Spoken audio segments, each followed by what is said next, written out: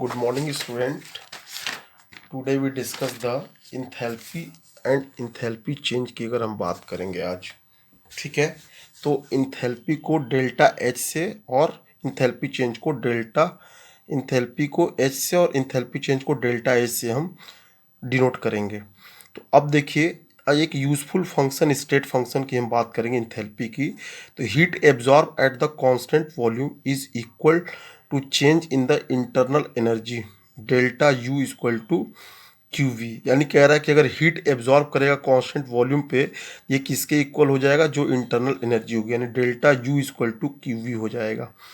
अब at constant atmospheric pressure की जब प्रेशर कांस्टेंट होगा तब क्या होगा आपका इंटरनल एनर्जी? तो delta U is equal to Q P minus P delta V, ये हो जाएगा। क्यू पी क्या आपका heat absorb by the system and P delta V क्या है? Expansion work done by the system, ठीक है। तो हम यहाँ पे एट कांस्टेंट वॉल्यूम भी देखें इंटरनल एनर्जी चेंज, और कांस्टेंट वॉल्यूम और कांस्टेंट प्रेशर दोनों देख लिए। अब अगर हम देखते हैं कि अगर मान लीजिए कि कोई भी सिस्टम है, ठीक है, इनिशियल और फाइनल स्टेट को अगर इंडिकेट करता है, इनिशियल स्टेट को मान लीजिए 1 से और फाइनल को हम क्या 2 से दिखाते हैं, तो इसकी इंटरनल एनर्जी और फाइनल एनर्जी की में चेंजेस क्या आएंगे वो हम देखेंगे। तो अगर मान लीजिए कि मान लीजिए इनिशियल स्टेट 1 और फाइनल स्टेट क्या है 2 है, तो U2 माइनस U1, U2 क्या है फाइनल स्टेट की इंटरनल एनर्जी, U1 क्या है इनिशियल स्टेट की एनर्जी। तो आपका U2 माइनस U1 क्या हो जाएगा? QP minus P V2 minus V1। अब V2 क्या फाइनल स्टेट का वॉल्यूम, V1 क्या इनिशियल स्टेट का वॉल्यूम, ठीक है। तो अब देखिए, अब इसको अगर रीअरेंज करते हैं तो QP इज इक्वल टू क्या है? U2 plus P V2 minus U1 plus P V1। अब इसको अगर मान लीजिए ये हमने QP निकाल लिया तो एक another thermodynamic function enthalpy H होगी।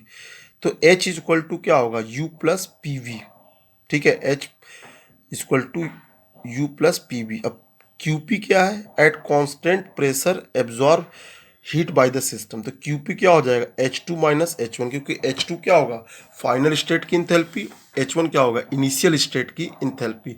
अब दोनों को अगर माइनस करें तो डेल्टा H लिख सकते हैं, यानी कि delta QP is equal to delta H, ये हम लिख सकते हैं। यानी Q क्या है? Q is a path dependent functions. Q क्या है? पाथ डिपेंडेंट फंक्शन है। और H क्या है? State function, because it is depends upon U, P and V, ठीक है। यानी H डिपेंड किस पे करता है? U पे, P पे और V पे। तो ऑल ऑफ विच, ठीक है,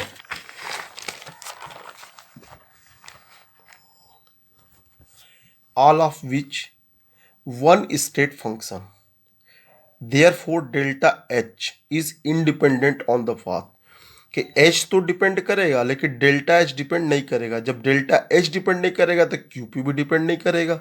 hence QP is also independent of path, यानी QP और डेल्टा H दोनों पाथ पे डिपेंड नहीं करते हैं।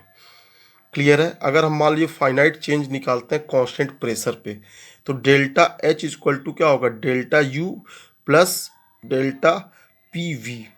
यानी डेल्टा H क्या हुआ? Enthalpy change, delta U internal energy change, और डेल्टा PV का मतलब P constant, change in volume हो गया।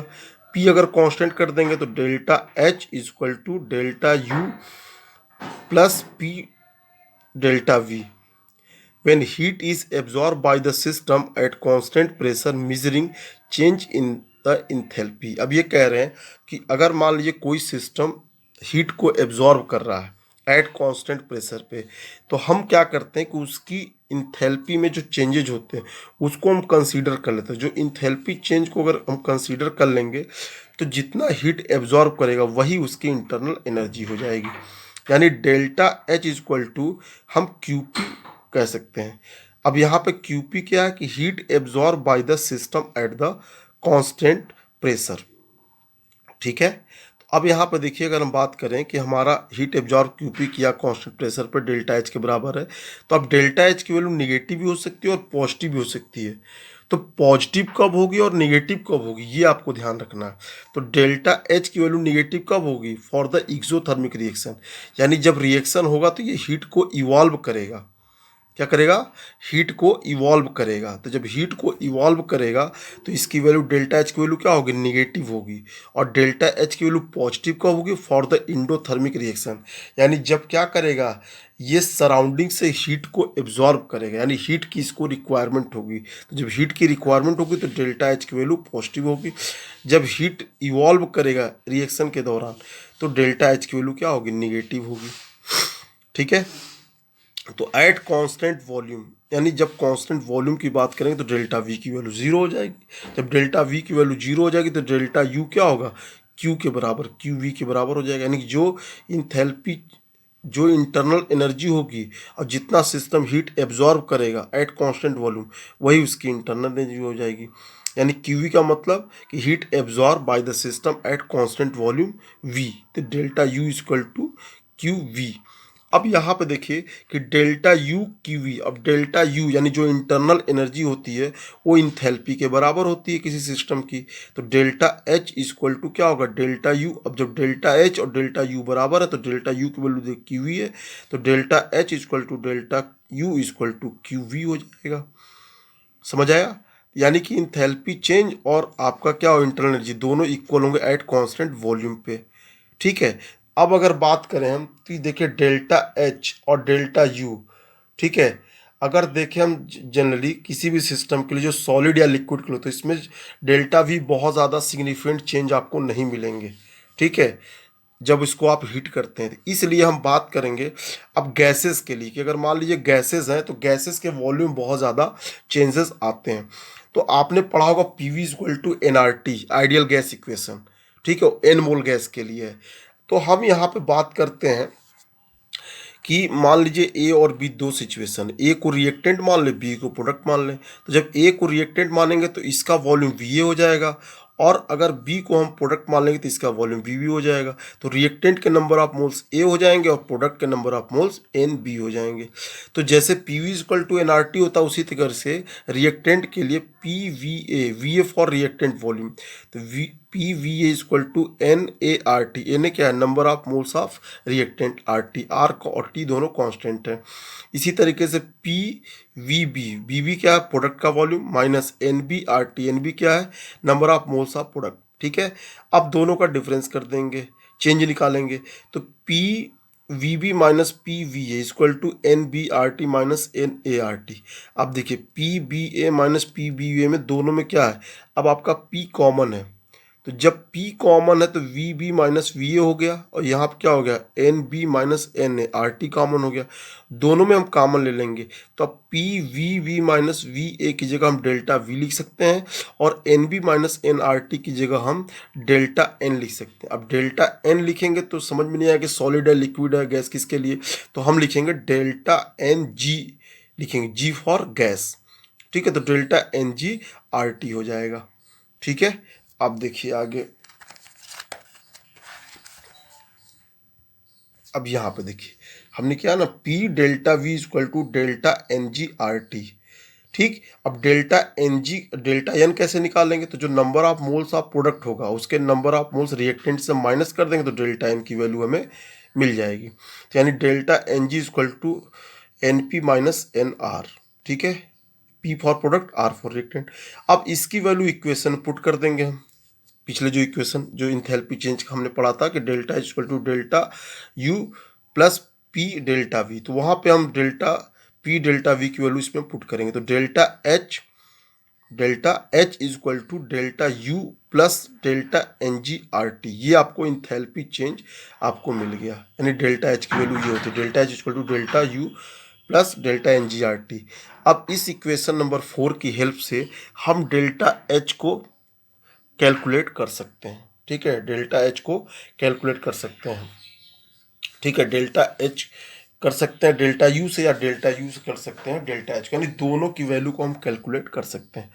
अब इसको समझने के लिए आपको एक न्यूमेरिकल का सहारा लेना पड़ेगा।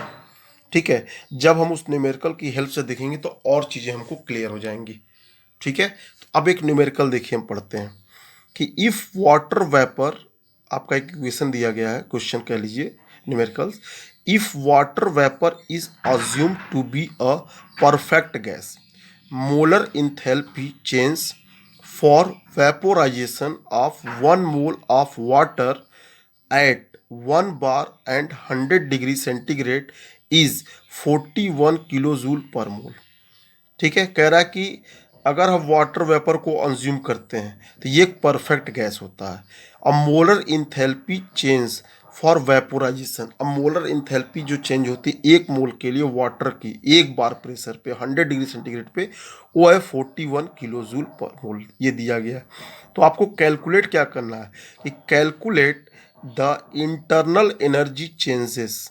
आपको इंटरनल एनर्जी चेंज कैलकुलेट करना है कब? पहला केस है कि 1 mole of water is vaporise at 1 bar pressure and 100 degree centigrade, कि 1 मोल वाटर वेपोराइज होगा 1 बार प्रेशर पे और 100 डिग्री सेंटीग्रेड पे, तब आपको चेंज, आप क्या निकालना है? Internal energy. दूसरा केस क्या कह रहा है कि 1 mole of water at constant, sorry, 1 mole of water is convert into ice, कि 1 मोल वाटर जब आपका आइस में कन्वर्ट होगा तब उसकी इंटरनल एनर्जी निकालनी है। और जब 1 मोल वाटर वेपोराइज हो जाएगा, ठीक है, 1 बार और 100 डिग्री सेंटीग्रेड पे, तब आपको इंटरनल एनर्जी निकालनी है। ठीक है, क्लियर हुआ? Change in internal energy. तो क्वेश्चंस आपको समझ में आ गया क्या है? अब देखिए इसको सॉल्व कैसे करेंगे।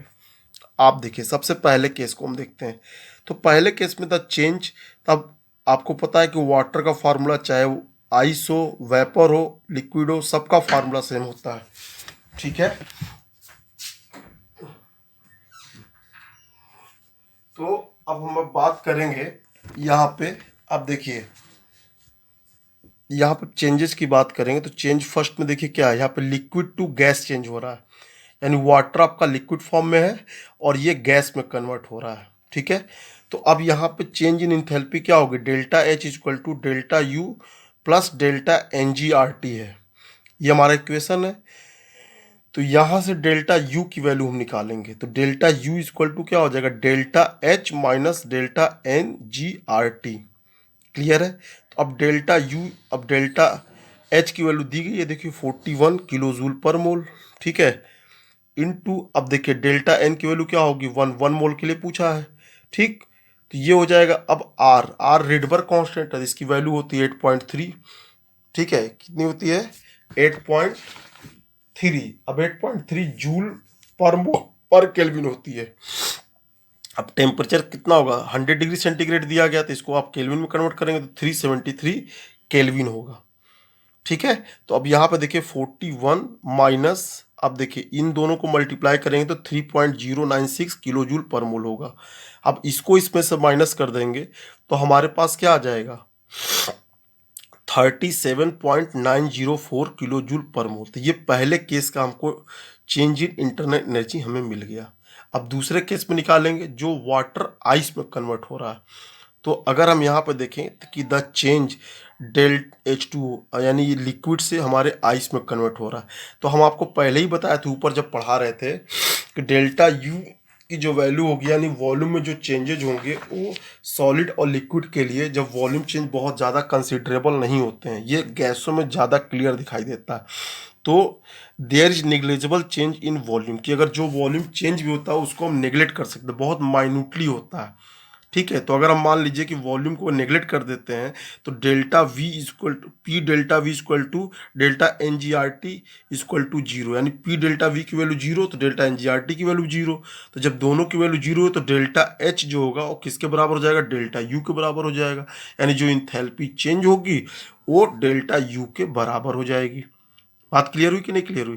तो अब देखिए डेल्टा यू की वैल्यू क्या होगी? जो डेल्टा एच की वैल्यू होगी, और डेल्टा एच की वैल्यू पहले आपको क्वेश्चन में दिया गया 41 किलो जूल पर मोल। तो यहाँ पे डेल्टा यू और डेल्टा एच लगभग बराबर है, तो डेल्टा यू की वैल्यू क्या हो जाएगी? 41 किलो जूल पर मोल। तो इस तरीके से हम दो केस हमको मिला था इस न्यूमेरिकल्स में, कि एक जब हमारा क्या था, वेपोराइज हो रहा था, एक जब सॉलिड स्टेट में हो रहा था। तो इस तरीके से हम न्यूमेरिकल को सॉल्व कर सकते हैं जब स्टेट फंक्शन आपके चेंज होते हैं। तो इंथैल्पी चेंज भी निकाल सकते हैं और इंटरनल एनर्जी भी निकाल सकते हैं। तो आज हम लोगों ने क्या पढ़ा? इंथैल्पी और इंथैल्पी चेंज पढ़ा। ठीक है ना? तो ये चीज़ें हैं, तो इस पे हम लोग न्यूमेरिकल पढ़ा है। तो ये चीज़ें हमने किया आज इंथैल्पी चेंज। अब हम लोग नेक्स्ट लेक्चर्स में पढ़ेंगे एक्सटेंसिव और इंटेंसिव प्रॉपर्टी, और जो अभी आज हम लोगों ने क्यूवी और क्यूपी पढ़ा है, तो इसमें एक रिलेशनशिप आता है आइडियल गैस के लिए कि सीपी और सीवी में रिलेशन, ये बहुत इंपॉर्टेंट है, कई बार पूछा गया है, जो कि हम कल करेंगे। ठीक है, थैंक यू स्टूडेंट।